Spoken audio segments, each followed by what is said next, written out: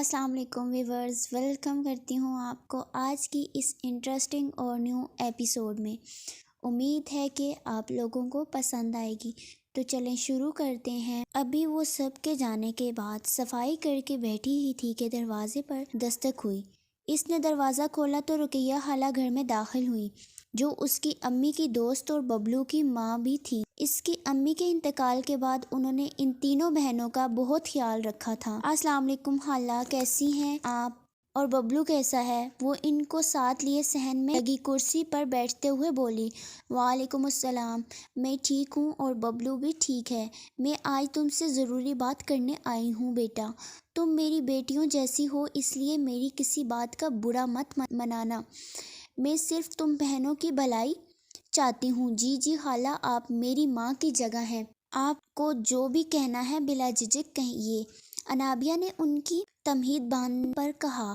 ابھی صبح میں نے ایک لڑکے کو تمہارے گھر سے نکلتے دیکھا تھا۔ مجھے وضاحت نہیں چاہیے کہ وہ کون تھا، کیونکہ مجھے تم پر پورا یقین ہے، لیکن بیٹا دیکھو، آج میں نے دیکھا ہے اور کل کو محلے والے دیکھیں گے، اور جوان لڑکیوں کے گھر سے ایک انجان مرد کو نکلتے دیکھیں گے تو 100 باتیں بنائیں گے۔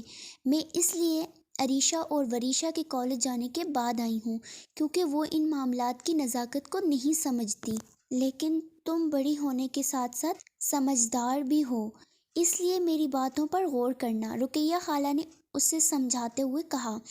انابیہ نے ان کی باتوں کو غور سے سنا اور کل ہوا سارا واقعہ ان کے گوش گزار کر دیا۔ بیٹا، کل جو بھی ہوا دوبارہ بھی ہو سکتا ہے۔ ویسے بھی وہ دکاندار نے جو تمہارے ساتھ بدتمیزی کری، اور پھر یہ کل والا واقعہ جو ہوا، اس لیے تمہاری تائی کو چاہیے کہ تمہیں رخصت کروا کے تم تینوں کو اپنے گھر لے جائیں۔ وہ مزید بولی، جس پر انابیہ نے فقط سر ہلا دیا۔ پھر وہ گھر پر کھانا پکانے کا کہہ کر اپنے گھر چلی گئیں، لیکن انابیہ کو مزید پریشان کر گئی تھی۔ وہ اپنے محسن کو اس طرح گھر آنے سے منع نہیں کر سکتی تھی، اور رہی اس کی شادی کی بات، تو اس کی تائی تو اس کی امی کے کہنے پر بھی ٹال گئی تھی، اور اب جب ان کو کوئی کہنے والا نہ تھا، محسن ان لڑکوں کو نہ مارتا تو وہ کل ان کے گھر نہیں آتے۔ اب اسے محسن ہی قصوروار لگ رہا تھا، جبکہ وہ بھول بیٹھی تھی کہ وہ اس کا محسن تھا، جس نے اس کی بہنوں اور اس کی ساری رات جاگ کر حفاظت کری تھی۔ اس کی ماں کو مرے چند ہی عرصہ گزرا تھا، اور اب یہ نئی پریشانی۔ یہی سوچتے سوچتے اسے رات ہو جاتی کہ دروازے پر ہوتی ٹھک ٹھک نے اس کے خیالات میں خلل ڈال دیا۔ وہ سارے خیال جھٹک کر دروازے کی جانب بڑھی، اور دروازہ کھولتے ہی محسن کی شکل سامنے تھی، جس کی وجہ سے اسے پریشانی تھی۔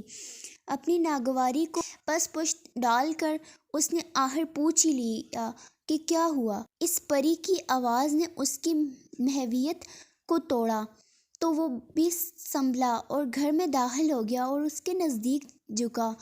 آپ آئندہ سے راشن وغیرہ لینے گھر سے باہر نہیں جائیں گی، ورنہ میرے غصے کی جھلک آپ دیکھ ہی چکی ہیں۔ آپ اب میرے دل سے جڑ چکی ہیں، اور یقین کریں میرے دل کی قید سے رہائی ممکن نہیں۔ اس نے اپنے مخصوص لہجے میں اس کے ایک ایک نقش کو نہارتے ہوئے کہا۔ وہ جو کل سے اپنے دل کی ہر صدا کو رد کرتا آیا تھا، آج انابیہ کو اپنا حال دل سنا بیٹھا، اور بغیر کچھ سنے جانے کے لیے مڑ گیا۔ اس کے جانے کے بعد انابیہ اپنا سر تھام کر بیٹھ گئی۔ اس نے محسن کو اپنے رشتے کے بارے میں سب بتانے کا سوچا، اور اس سے دوبارہ کوئی مدد نہ لینے کا سوچ کر اب مطمئن ہو گئی، اور عریشہ اور وریشہ کا انتظار کرنے لگی، جنہیں کچھ دیر بعد دانی کالج سے واپس گھر چھوڑ گیا تھا۔ کیا بات ہے بیٹا، کافی خوش لگ رہے ہو، لیکن میری بہو تو نہیں ڈھونڈ لی؟ مراد صاحب نے محسن کو اکیلے کاؤچ میں بیٹھے مسکراتے دیکھا تو پوچھا۔ ڈیڈ، آپ بھی نا، ویسے آپ کی بہو مل گئی ہے۔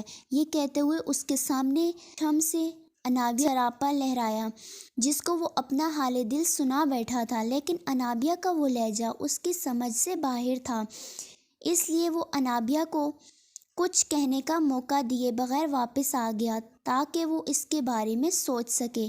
اس نے جو اظہار اظہار خود سے نہ کرا تھا، وہ بے ساختگی میں اس سے کر بیٹھا اور اس کو باور آیا تھا کہ اس کے دل کی قید سے رہائی ممکن نہیں۔ مراد صاحب نے اس کی دائمی خوشیوں کی دعا کری اور اسے دیکھنے لگے، جس کا اپنی ماں کی وجہ سے عورت ذات سے اعتبار اٹھ گیا تھا۔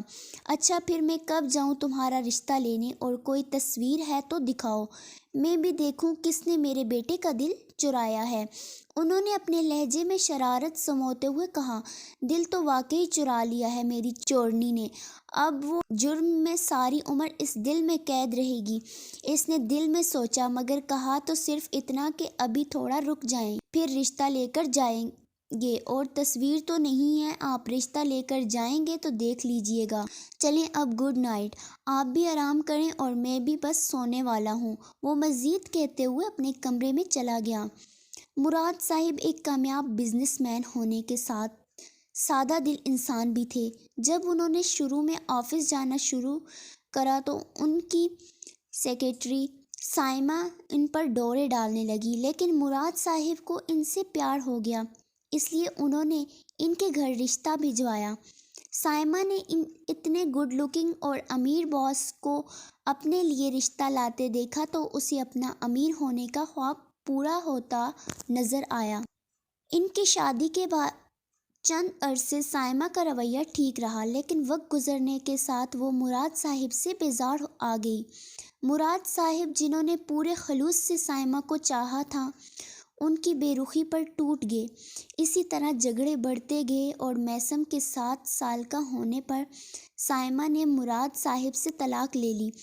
اس نے اتنے عرصے میں کافی جائیداد اپنے نام کروا لی تھی۔ مراد صاحب نے باقی زندگی میثم کو ہی زندگی کا کل سرمایہ سمجھ کر بغیر شادی کے گزار دی۔ یہ نہیں ہو سکتا، میں اسے کبھی کسی کا ہونے نہیں دوں گا، وہ صرف میری پری ہے، اس کی پرچھائی پر بھی صرف میرا حق ہے، میں اسے ساری زندگی ساری دنیا سے چھپا کر اپنے پاس رکھوں گا۔ اس نے خود کلامی کرتے ہوئے اپنے دل کو تسلی دی اور ایک سگریٹ سلگا لی۔ سگریٹ کی بو پورے کمرے میں رچ بس گئی تھی۔ اپنی پری کو کسی انجان شخص کے ساتھ جاتے دیکھ اس کے دل میں جو آگ لگی تھی وہ پورا کمرہ تہس نہس کر کے بھی کم نہیں ہوتی، اس لیے اس نے تھک ہار کر سگریٹ سلگا لی تھی۔ اس کے ہونٹ کثرت سے سگریٹ نوشی کرنے کی نشاندہی کر رہے تھے۔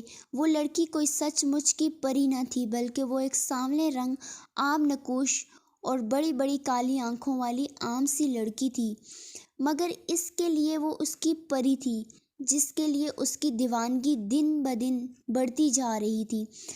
حشر ہے وحشت دل کی آوارگی، ہم سے پوچھو محبت کی دیوانگی۔